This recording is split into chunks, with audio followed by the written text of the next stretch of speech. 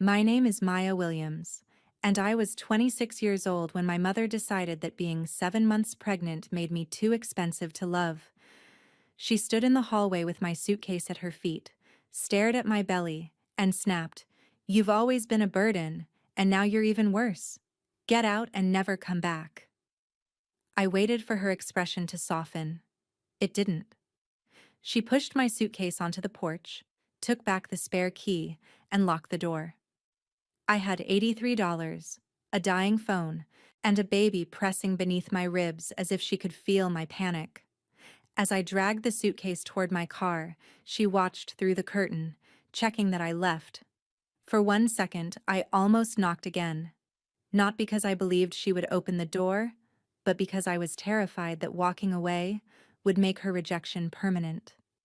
That night, I slept behind a grocery store with one hand over my stomach and promised my unborn daughter that she would never have to earn the right to feel safe. 5 years later, the same woman entered the glass lobby of the company I had built, crying hard enough to smear her makeup. She told the receptionist she was my mother and demanded to see me because she needed $250,000 before Friday. When she entered my office, she stared at my name on the wall and whispered, "Maya, you have to save me." I smiled, opened the file I had been building for years, and asked her to sit down. "Before I tell you what she said, and what happened after I walked out, tell me, what time is it for you right now? Where are you watching from? And what is the weather like where you are? I'm curious to see how far this story will travel." The first night in my car did not feel brave. It felt cold, cramped, and humiliating. I parked behind a 24-hour grocery store because I thought the cameras might keep me safe. Every time headlights crossed the back window, I woke with my heart pounding. At 7 months pregnant, I could not find a comfortable position, so I counted my daughter's movements instead. 10 kicks meant she was active. Fewer sent me into panic. By sunrise, I understood that pride was a luxury my baby could not afford. I called every shelter in the county. The family shelters were full. One church required paperwork I could not access, and the women's shelter offered an intake appointment 3 days later. I called my mother once. The call went to voicemail. I did not leave a message. Hearing her reject me twice in the same night felt like more than I could survive. At a prenatal clinic, a nurse named Denise Carter handed me crackers, checked the baby's heartbeat, and asked where I was sleeping. She did not pity me, but she did not soften the danger either. Sleeping in a car so late in pregnancy could threaten both of us. My blood pressure was already climbing, and Denise warned that one emergency might become irreversible. She documented my condition, gave me emergency resources, and made me promise to return. That clinic report later became the first independent record of what my mother's decision had caused. A high school friend helped me find work at a diner. The manager, Rosa Alvarez, looked at my stomach, my worn shoes, and the exhaustion I was trying to hide. She offered 4-hour morning shifts, let me sit while rolling silverware, and quietly packed leftover soup for me after closing. On my third day, a customer recognized me as my mother's daughter and asked why I was working in my condition. I lied that I was saving for nursery furniture. After he left, I locked myself in the restroom and admitted what frightened me most. I might fail my child before she was born. A week later, a man tried my car door at 2 in the morning. I woke to the handle lifting, leaned on the horn, and watched him run when security turned the corner. I drove away shaking so badly I crossed 2 lanes. Rosa found me asleep in the diner parking lot the next morning. Instead of firing me, she called Denise and helped secure an emergency bed in a maternity residence. The room had 2 narrow beds, a metal locker, and rules taped to the wall. To me, it looked like a palace. The first time I locked the door from inside, I cried from relief. My daughter, Lily, arrived 6 weeks later after my blood pressure spiked during a shift. Rosa drove me to the hospital. My mother was still listed as my emergency contact, so the hospital called her. She did not come. She sent one text. "I told you not to involve me." I stared at those words while Lily slept against my chest, and something inside me went quiet. I realized my daughter was beginning her life at the exact moment I stopped begging to belong in someone else's. I stopped waiting for an apology that required my mother to become someone else. That night, I opened the old notebook I had carried from the house. Its pages held childish cafe sketches and menu ideas. On a blank page, I wrote a different list: safe housing, flexible work, childcare, legal help, hot meals without questions. It was not a business plan yet. It was a record of everything a mother in crisis should not have to beg for. At the bottom, I wrote, "Build the place I needed." I had no money, no degree, and no idea where to begin. But I finally had a direction. I met David Chen when Lily was 4 months old. He came into the diner carrying a laptop, recognized me from high school, and noticed a floor plan drawn on the back of my order pad. I tried to hide it, but he turned the page around and studied the boxes. Cafe seating, a supervised playroom, private booths for legal clinics, and a board listing jobs with family-friendly schedules. David worked for a small business incubator. Instead of calling the idea unrealistic, he called it a service model and returned the next day with an application. The form asked for revenue projections, operating costs, market size, and evidence of demand. I had none of those things, but I had lived the problem. David taught me to turn experience into research. We surveyed mothers at shelters, clinics, libraries, and community colleges. One woman had lost 3 jobs because emergency childcare failed. Another attended online classes from a fast food parking lot after her children fell asleep. They needed more than affordable coffee. They needed places where a missed babysitter would not cost a job interview, where legal appointments did not require leaving a child unattended, and where asking for help did not invite shame. My simple cafe became Haven and Hearth, a community business combining food, drop-in childcare, training rooms, and partnerships with health and legal organizations. My days became fragments.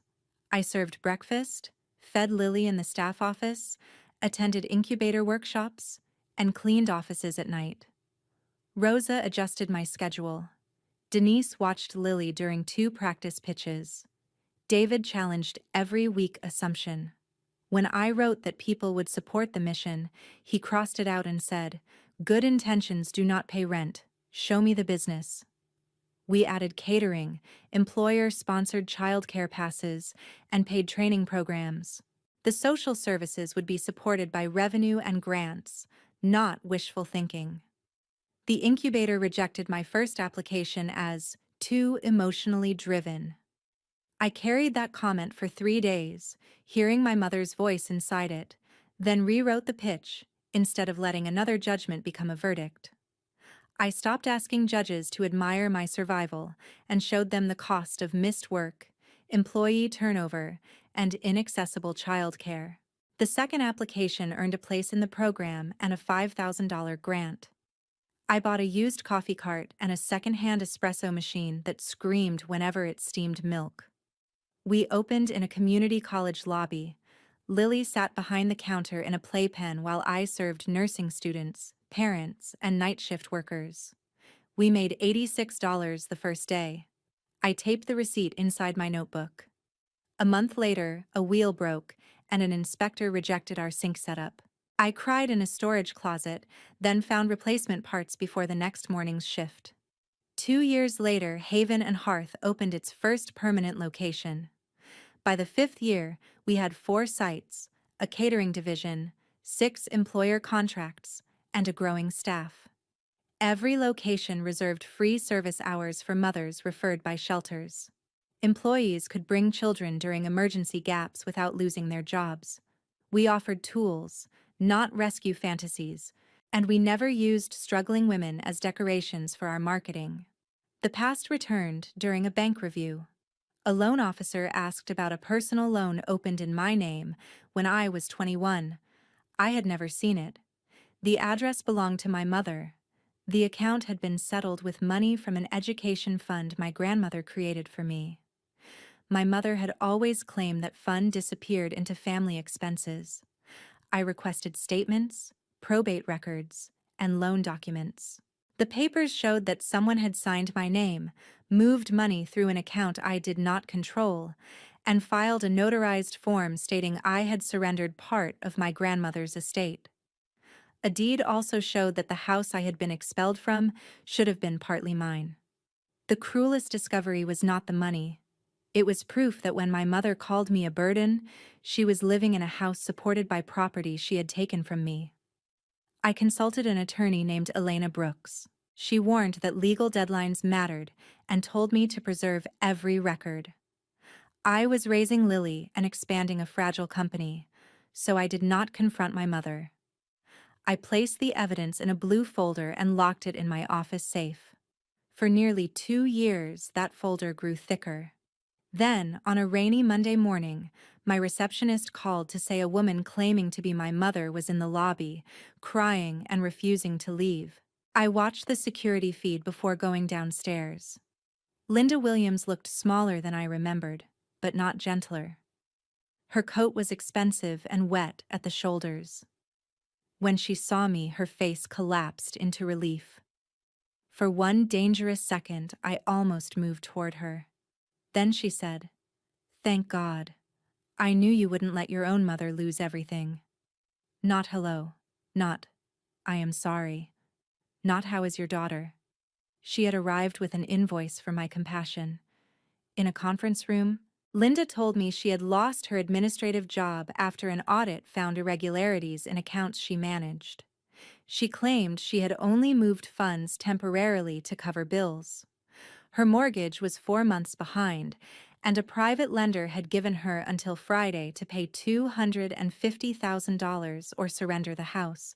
She had seen an article about our new contract and decided I could afford to rescue her. "You owe me after everything I sacrificed raising you," she said. I asked what she had sacrificed. Her expression hardened. "Do not humiliate me, Maya." I replied, "You came asking for money. Humility would sound different." Her tears arrived beside accusations. She said my pregnancy had frightened her, and that forcing me out had made me responsible. According to her version, the parking lot, the shelter, and the hospital without family had been a lesson she deserved credit for teaching. She even glanced around the conference room and said, "It worked. Look what you built." There are apologies that admit harm, and there are apologies designed to collect a reward. Hers was the second kind. I asked why the lender believed she owned the whole house. Linda said my grandmother had left everything to her. I placed the probate form on the table. Her eyes moved to the signature line and away. I asked about the education fund and the loan in my name. She called them family decisions. When I asked whether I had signed the surrender form, she lowered her voice. "You were young. You would have wasted the money. I kept a roof over us." I reminded her that the roof had not covered me when I needed it. She answered, "If you punish me forever for one bad night, maybe you are not the person your company pretends you are." Would you help someone who claimed to regret hurting you while still insisting the pain had been good for you? I told Linda I would review the lender's documents and contact her in 48 hours. She mistook my calm for surrender. Before leaving, she walked through the lobby and announced, "You help strangers. Let us see whether you abandon family." That evening, she posted online that her successful daughter had refused to help an aging mother facing homelessness. She omitted the stolen fund, forged papers, and the night she locked me out. The story spread quickly. People called me a hypocrite. 2 clients asked whether the dispute threatened the company. David wanted to publish the evidence, but Elena warned me not to fight a legal case in a comment section. Linda escalated. She called our locations demanding access to financial records, contacted Rosa for damaging stories, and sent me a photograph of Lily leaving school. Beneath it, she wrote, "A child deserves family. I still have rights as a grandmother." I changed Lily's pickup permissions, notified the school, and hired security.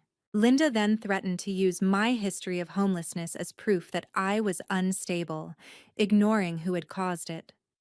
The lender's file arrived that afternoon. It contained the false estate form and a document I had never seen, an agreement claiming Linda had invested my inheritance in Haven and Hearth and owned 30% of the company.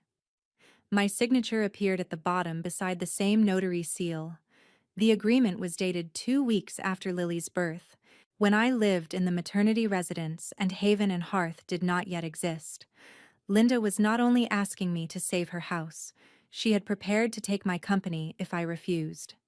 I opened the blue folder, called Elena, and said, "I am done letting her choose the battlefield." Elena's first instruction was simple: do not threaten Linda, do not post evidence, and never meet her alone. Her second instruction changed the entire case: separate emotional injury from provable misconduct. A court could not punish my mother merely for being cruel, but it could address forged signatures, diverted funds, fraudulent ownership claims, interference with contracts, and threats involving my child. Accountability would not come from making my pain sound dramatic. It would come from dates, records, witnesses, and a timeline strong enough to survive cross-examination. I began writing letters to Lily that I planned to give her when she was older. In the first, I explained why I was taking legal action. "Love without boundaries teaches dangerous people that consequences are optional," I wrote. The letters kept me from turning the case into a competition over who had suffered more. I wanted the truth corrected and my daughter protected. Elena filed an emergency request preventing Linda from using the false company agreement, contacting our clients, or approaching Lily's school. We also filed a civil complaint to invalidate the estate papers, recover the diverted money, correct the property title, and recover losses caused by her interference. The judge froze any transfer of the house until the documents could be examined. Ironically, the legal action Linda called revenge was the only reason the lender did not immediately remove her. Linda countersued. She claimed she funded my first coffee cart, provided years of childcare, and helped create Haven and Hearth. She attached childhood photographs as if motherhood proved investment. Her attorney described me as an ungrateful daughter exploiting an aging parent. The filing hurt, but it also exposed her strategy: blur the timeline and force me to defend my character instead of her documents. We rebuilt the history day by day. The maternity residence produced records showing where I lived when the supposed company agreement was signed. The hospital preserved Linda's message refusing involvement. The state registry proved Haven and Hearth did not exist until 14 months later. Bank statements showed that the cart was funded by my wages, the incubator grant, and documented loans. Rosa provided work schedules. Denise provided clinic notes. David produced every early draft of the business plan with digital timestamps. Linda appeared nowhere. A forensic examiner compared the disputed signatures with my real records and found repeated tracing patterns. We subpoenaed the notary journal, but the notary, Paul Granger, claimed old records were destroyed in a flood. No flood had been reported. Then his former clerk, Tessa Morgan, contacted Elena after seeing the case on a public docket. She said Paul routinely notarized signatures for favored clients who appeared without the people whose names were being signed. She had kept scanned journal pages because she feared employees would someday be blamed. Meanwhile, Linda targeted the company. Anonymous complaints triggered a regulatory review and frightened employees. Instead of hiding the dispute, I called an emergency board meeting, presented the evidence, and submitted to an independent audit. The audit confirmed that Linda had never contributed money or work. The board voted unanimously to defend the company. We released a narrow statement saying a third party had made an unsupported ownership claim. We did not name her. Her public story began to weaken. Rosa posted one sentence: "I was there when Maya was pregnant, working, and without housing. The people rewriting that history were not." Former co-workers of Linda contacted Elena with concerns about altered reimbursements at her old job. Those allegations were separate, but they explained why she had been fired and why she needed money. She had not fallen because I refused to catch her. She had been constructing the fall for years. Then Linda appeared outside Lily's school despite the temporary order. Security stopped her. She carried a tablet logged into an account she controlled, and a letter telling Lily that I was keeping her from her real family. The judge expanded the order and warned her that another violation could bring sanctions. That night, I questioned whether legal action was protecting Lily or pulling her into a war. Elena reminded me that refusing to respond would not end the danger. It would leave Linda in control of it. 2 weeks before trial, Tessa brought Elena a sealed envelope containing journal pages, appointment calendars, and an old email from Linda. The journal showed I had not been present for any notarization. Beside one entry, Paul had written, "Daughter unavailable, Linda confirms authorization." The email attached a scan of my tax return and asked Paul to make the new signature match this one closely. Elena read it twice and said, "This proves intent." The day before trial, Linda offered to drop her company claim if I paid the mortgage and dismissed my case. She ended the message with, "A good daughter would stop this before we destroy each other." I typed an angry reply, deleted it, and sent only 3 words through Elena. "See you tomorrow." The courtroom was smaller than the one anger had built in my imagination. There were no cameras, no dramatic jury, and no cheering crowd.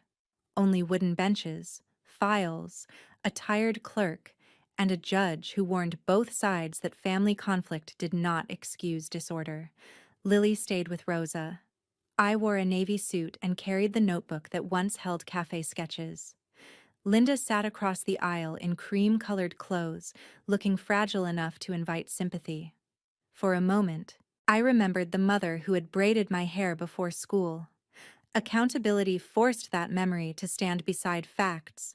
Linda's attorney described her as a frightened mother who had made imperfect choices during financial hardship.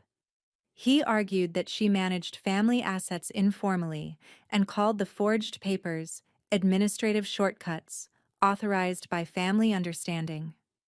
He warned that correcting the property title could leave an older woman homeless. Elena answered with dates. She placed the supposed company agreement beside state records proving Haven and Hearth did not exist when Linda claimed she invested in it. David testified about our first planning session and produced the napkin with my original floor plan. Rosa testified that I worked while living in transitional housing and that Linda never visited or provided childcare. Denise confirmed the clinic records and hospital message. The judge admitted those details to establish the timeline and credibility. When I testified, Elena did not ask how deeply my mother's words hurt. She asked where I slept on specific dates, who paid for the cart, when I discovered the loan, and whether I had ever surrendered my inheritance. I answered without speeches. I identified my real signatures and explained that delay did not equal consent. I had been raising a child and building a fragile company. On cross-examination, Linda's attorney asked whether my mother had housed me for 26 years. I said she housed me while I was her child and that parenting did not authorize forgery. He asked whether being forced out motivated my success. I answered, "Surviving harm does not turn the harm into a gift." He asked whether I could afford to pay her mortgage. I said company money belonged to the company, and personal ability did not create a duty to reward fraud. Finally, he asked whether I wanted my mother punished. I looked at Linda and said, "I want the documents corrected, the money accounted for, my daughter left alone, and my company protected. The consequences of the truth are not mine to invent." Linda testified after lunch. She said I had always been dramatic and had left voluntarily after an argument. She claimed she believed I would stay with friends. She described the hospital text as anger, not abandonment. Regarding the fund, she said my grandmother trusted her to use it for my benefit. Regarding the signatures, she claimed I had given verbal permission because I disliked paperwork. Elena asked when. Linda could not give a date. Elena showed her the email asking the notary to make a signature match mine. Linda said she did not remember sending it. Then Elena called Tessa. Tessa authenticated the journal pages and explained that Paul served favored clients who arrived without the person signing. She had kept copies because she feared the practice would eventually harm someone. The judge asked whether I had been present for any notarization. Linda admitted I had not and produced no written authorization. Elena produced residence logs showing that one document was supposedly signed across town while I attended a mandatory meeting. Another was dated while I was in the hospital delivering Lily. A third used the same scanned signature. Under pressure, Linda stopped claiming permission and reached for justification. "I did what I had to do," she said. "Maya was impulsive. She got pregnant without a plan. I kept the house and protected the family." Elena asked whether protection included expelling me while pregnant. Linda answered, "She needed to learn. If I had rescued her, she would never have become this." She pointed toward me as if my company proved her wisdom. Elena waited before asking, "So because Maya later succeeded, taking her money and forcing her out were beneficial?" Linda realized the trap too late. "She owes some of that success to me. Enough to own 30% of her company?" Elena asked. Linda hesitated. "I gave her the drive." "Did you give her money?" "Not directly." "Did you provide childcare?" "She kept the baby from me." "Did you create the plan?" "No." "Did you sign her name?" Linda looked down. "I signed what had to be signed." During recess, Linda rushed toward me before security intervened. "You are taking my house," she said. I answered, "Part of it was never yours." When she said, "I am your mother," I replied, "That is a relationship, not a signature." Elena then traced transfers to Linda's credit cards, a vacation, and a car bought after I was expelled. The lender confirmed it relied on the false company agreement, while our board chair documented the resulting audit and threatened contract. At the end of the second day, the judge ruled on the central issues. The signatures were not mine. The estate surrender was invalid. The company agreement was fraudulent and unenforceable. Linda had wrongfully taken funds and interfered with Haven and Hearth. The judge restored my property interest, ordered a full accounting, continued the protection involving Lily, and referred the forgery evidence for separate review. Linda began sobbing. The judge then asked what remedy I wanted. The law could restore property, impose financial consequences, and protect my company, she said, but it could not repair a family. Linda looked at me with terror. Her house, savings, and public reputation were within reach. I opened my notebook to the page written the night Lily was born and gave the answer she never expected. I told the judge I wanted every false document voided, every diverted dollar traced, the company reimbursed for costs Linda had deliberately caused, and permanent protection from her invented ownership claim. I wanted my share of the house recognized, the education fund repaid with interest, and her public accusations corrected because they had threatened employees and contracts. I did not seek the maximum possible damages. I chose consequences that restored truth instead of feeding anger. The final order required the house to be sold unless Linda could buy out my lawful share and satisfy the lender within 90 days. She could not. The proceeds paid the valid mortgage, returned my estate interest, restored the stolen fund, and covered part of the company's legal expenses. The false 30% agreement was declared void. Linda had to publish a correction stating that she had never funded or owned Haven and Hearth. The protective order barred her from Lily's school, home, and activities without written permission. Additional damages were imposed for business interference, with part suspended as long as she obeyed the orders and stopped contacting clients. The separate investigation ended with the notary surrendering his commission.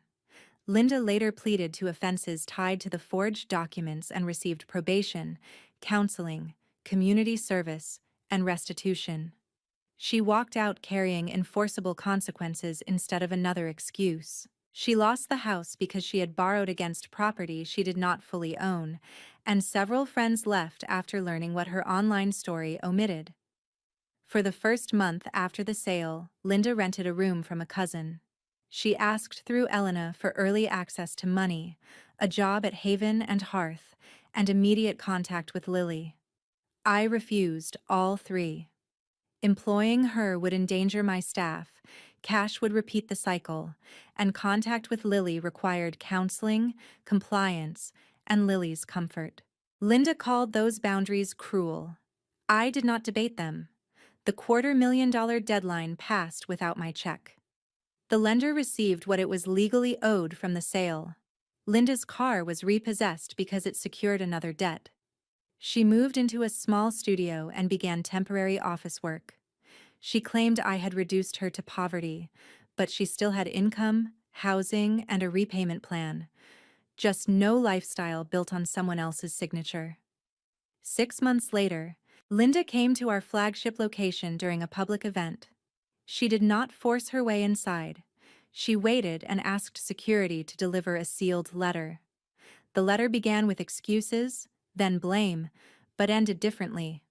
Linda admitted that accusing me was easier than facing years of dishonest choices.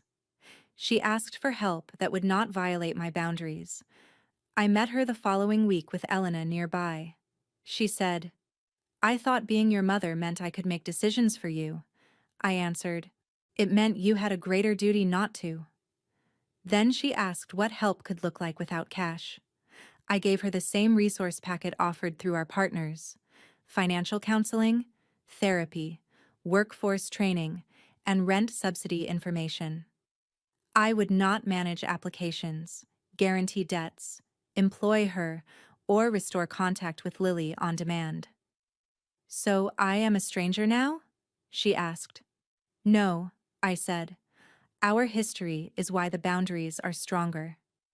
She asked whether I hated her. The honest answer surprised me. "I hated what you did. I hated the voice you left in my head. I do not organize my life around hating you anymore." She cried, but I did not rush to comfort her. Her remorse was not another responsibility for me to carry. Linda entered counseling and completed the workforce program. Progress was uneven. She missed appointments and once demanded to know when she had paid enough. Later, she admitted consequences could not purchase instant forgiveness. She volunteered at an independent food pantry, away from my company. When Lily was 6, she asked why she did not know my mother. I gave her an age-appropriate answer. She made choices that were not safe or honest, and she is working on them. My job is to protect you while she does. Lily asked, "Can people become safe?" I told her some people do, but we judge that through repeated actions, not promises. A year after the trial, Haven and Hearth opened its 7th location inside a renovated library with childcare, legal clinics, training kitchens, and 12 short-term apartments. Rosa cut the ribbon, Denise stood beside her, and David cried during my speech. I thanked the people who had offered practical help without demanding ownership of my life. After the ceremony, I entered an apartment with a bed, crib, desk, and secure window. I remembered the grocery store parking lot and counting Lily's kicks through the night. Success was not becoming impossible to hurt. It was learning to respond without abandoning myself. Linda eventually earned limited contact through therapist-reviewed letters, then one supervised meeting with Lily. It was not reconciliation. Lily could observe who Linda was becoming without being asked to repair her. Linda left without demanding more, and that restraint mattered. Some people say I should have written the check. Others say I should have taken everything. Both measure revenge only in money. Linda's deepest consequence was losing the power to define reality for everyone around her. The documents were corrected. The house was sold. The debt was hers. The company remained mine. Access to my daughter became a privilege governed by safety, not biology. Help became something I could choose, shape, and withdraw. The day she begged me to save her, she expected the frightened woman she had expelled to prove her goodness by rescuing her. Instead, she met the woman that frightened girl had built. I did not save Linda from the results of her choices. I gave her a path to rebuild after those results arrived. Whether she followed it was finally her responsibility.